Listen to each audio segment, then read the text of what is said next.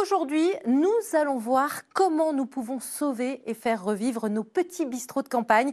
Autrefois, il y avait plusieurs bistrots par village, un lieu de rencontre, un lien social indispensable pour faire vivre nos villages. Aujourd'hui, la Fédération nationale des bistrots de pays tente, grâce à un label, de faire revivre ces lieux de convivialité où l'on peut manger des plats locaux et traditionnels, des bistrots qui deviennent multiservices. Nous en parlerons dans un instant avec notre invité. Faire des bistrots en milieu rural, des lieux de vie avec des activités, un lieu où l'on peut se retrouver, partager, échanger. C'est l'expérience qu'ont tenté les habitants de ce petit village dans l'Allier il y a quelques années. Mais pour commencer, direction Ribe, en Ardèche, un petit village de 300 habitants. Emmanuel a repris l'affaire de ses grands-parents qui a pour vocation de faire renaître l'activité économique, sociale et solidaire avec un label Bistrot de pays. Monsieur Christophe. Merci. Hop. Et voilà, je te ramène du pain. Bon appétit. Merci beaucoup. 40 couverts ce jour-là. Ouvert depuis seulement 1 an, le restaurant a déjà ses fidèles. Ici, il y a rien. Donc d'avoir un bistrot, c'est quand même c'est une belle chose, quoi. Dans la vallée de la Baume, Ribe, 300 habitants. Seul commerce du village, tout juste labellisé Bistrot de pays, c'est désormais un lieu de vie et de rencontre. Puis qu'il y a cette petite épicerie, c'est vrai que c'est bien pratique. Bon, il manque des choses, hein, mais ça dépanne beaucoup. Emmanuel Seda a rouvert cet ancien bar-épicerie fermé pendant 20 ans et qui était tenu par ses grands-parents. Donc là, par exemple, vous voyez mes grands-parents. Vous avez ma petite maman qui est là, qui doit avoir 12 ans. Et mes tantes et oncles qui sont là et qui habitent toujours dans le village, qui font partie encore de l'histoire et qui sont très heureux, eux, de voir revivre ce lieu. En cuisine, c'est le chef Kevin qui opère. Tous les produits sont locaux et de saison. On est sûr d'avoir de la qualité et du goût. Donc la plupart du temps, je ne travaille pas énormément le produit. Je le fais juste découvrir simplement aux gens.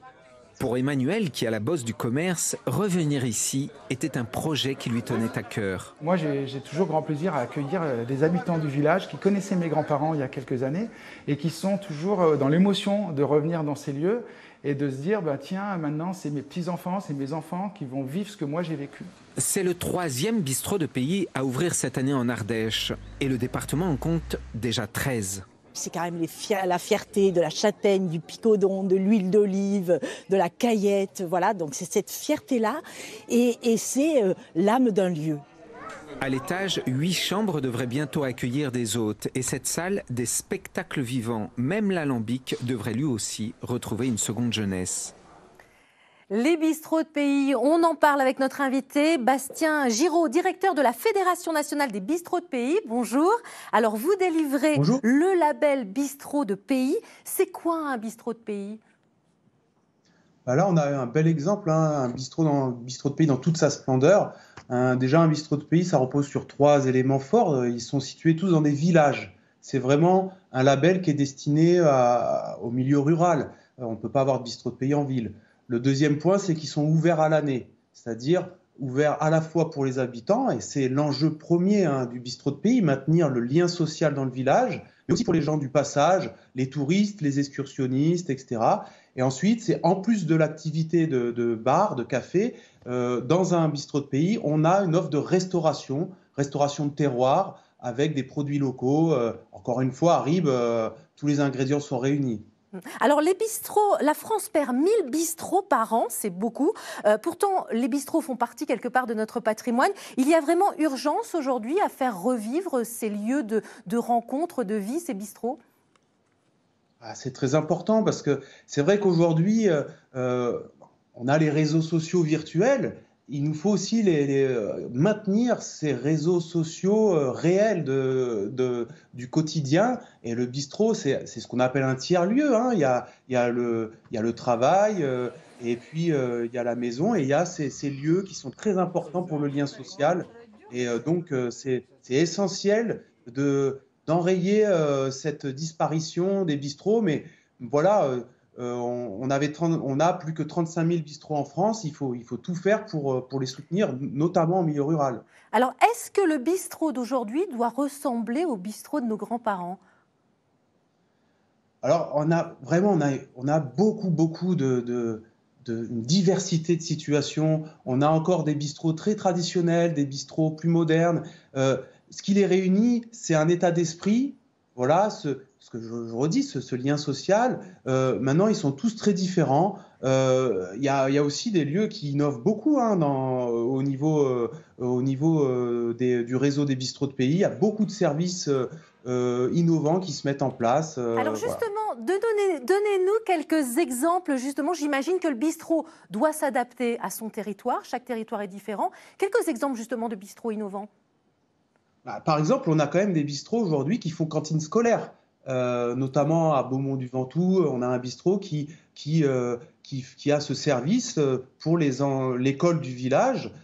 Les enfants viennent manger au bistrot. Le bistrot fait la cantine, alors avec des produits frais, locaux. Voilà, c'est super. On a d'autres bistrots qui, dans la même veine, vont faire les plats emportés pour les personnes âgées. C'est le cas à Mévouillon, un nouveau bistrot qui va bientôt être inauguré dans la Drôme, La Forge. Après, on a des bistrots qui innovent au quotidien avec des tout petits services. Moi, je pense aussi à Saint-Saturnin, le bistrot d'ici, dans le Puy-de-Dôme, qui fait épicerie, cave à vin, presse, mais aussi qui a un manège pour les enfants et qui a un petit bistrot mobile à l'extérieur avec un vieux tube Citroën. Enfin, bon, on pourrait en citer des comme ça. Il y en a juste qui font du coworking, ils vont jusqu'à faire du coworking. Il y a beaucoup de choses à chaque fois qu'il faut que ça soit adapté au village. Voilà. Alors, on va voir l'exemple d'une institution dans le village de Saint-Christophe, dans l'Allier, petit village de 497 habitants. Il y a eu une volonté de faire revivre le café de Vivine et Gabi. Il y a 5 ans, il est devenu un café associatif très dynamique. Malheureusement, cela n'a pas suffi. On en parle juste après le reportage.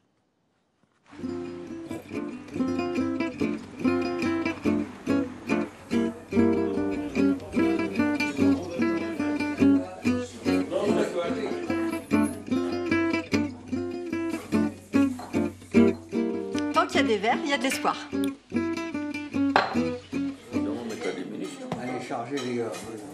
Il a fallu une bonne dose d'espoir et beaucoup de bonne volonté pour rouvrir ce bistrot de la montagne bourbonnaise, resté fermé durant 20 ans. C'est vrai qu'ici, habituellement, les personnes venaient prendre un café, partager un verre entre amis.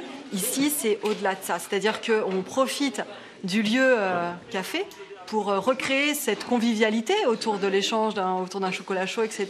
Mais c'est aussi l'occasion de provoquer l'échange et le partage. On est parti du principe que même si dans notre village on n'a pas différents clubs sportifs ou de loisirs, nous on est capable de partager nos passions, nos savoirs. 3 et 1, 2, 3 et 4, 5 et 6 et 7 et 8. Nous, il y avait 10 ans qu'on habitait la commune et on pensait presque déménager parce qu'on ne connaissait personne. Et en 2 ans, on a connu, je vais dire, 70% peut-être du village. C'est quand même à rappeler que tous les bénéfices... Un café aussi où les plus jeunes ont leur mot à dire. Ils font partie du conseil d'administration de l'association. On a nos enfants qui nous apportent beaucoup. Il y a bien sûr l'échange intergénérationnel avec les seniors qui nous transmettent leur savoir, la mémoire du village, mais il y a aussi toute cette nouvelle génération qui apporte un regard, qui a un libre arbitre et qui du coup est en capacité de dire aujourd'hui notre village il vit bien, mais nous aussi on peut apporter des améliorations.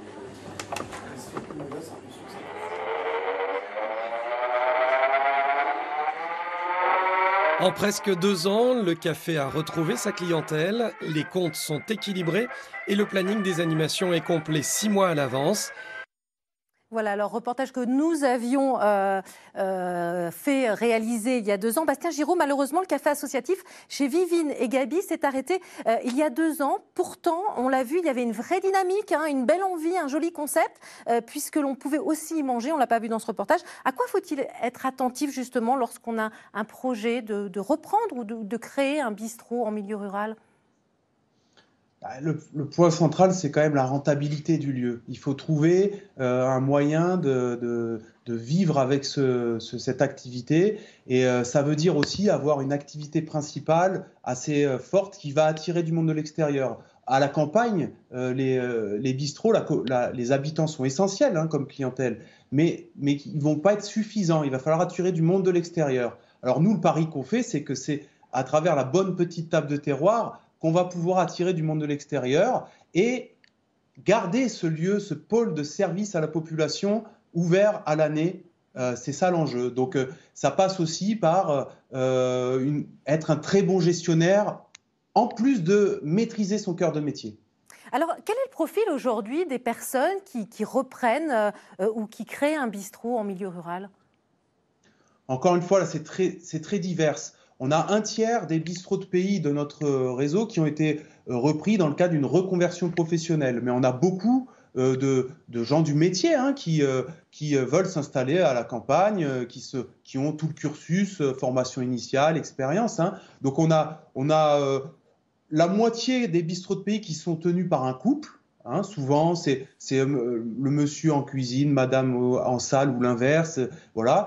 Et puis, c'est assez mix, puisque c'est pareil, c'est moitié-moitié homme-femme. Donc, on a vraiment un profil très différent, voilà, très divers.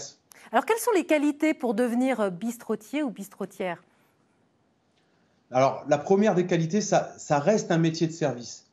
Il faut avoir du plaisir à faire plaisir aux gens, à apporter un service à cette clientèle et pouvoir s'adapter à ce qu'on aime dans le bistrot, c'est-à-dire cette diversité de clientèle. Les habitants, les excursionnistes, les touristes, voilà, il y a toutes les classes d'âge, c'est intergénérationnel, il y a des néo-ruraux, il y a des gens du cru. Donc il va falloir avoir cette qualité-là. Et l'autre qualité qui, à nous sens, est très importante parce qu'il y a quand même une diminution de l'activité bar d'année en année depuis des dizaines d'années, c'est de maîtriser une activité clé qui est la restauration, voilà, et d'avoir des compétences sur cette offre de restauration ou pouvoir embaucher, comme c'est le cas à Ribes, on l'a vu, un chef de cuisine. Alors justement, quand on veut avoir ce label bistrot de pays, il y a une charte, c'est très précis, et justement, la table est importante. Des produits de qualité, locaux, c'est ça, essentiellement? Faire découvrir un peu la cuisine locale? Exactement, c'est à la fois une cuisine régionale, un approvisionnement de proximité. Alors nous, on met le seuil à 150 km autour du bistrot et la gamme moyenne tarifaire, c'est-à-dire on n'est ni sur quelque chose d'entrée de gamme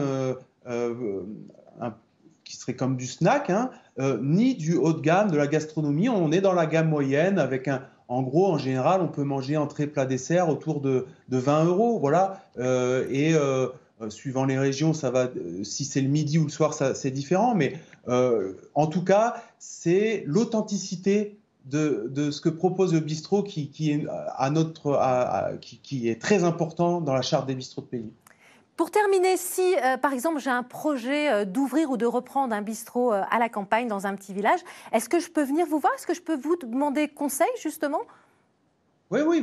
Alors nous, vous pouvez nous appeler, on vous réorientera. Il y a tout un réseau en région Auvergne-Rhône-Alpes comme ailleurs d'accompagnement à la création d'entreprises.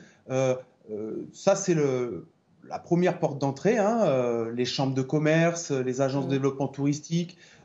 Mais on pourra vous réorienter. Voilà. Là, c'est très important d'être accompagné avant de s'installer parce qu'il peut y avoir des aides disponibles qui diffèrent d'un département à l'autre.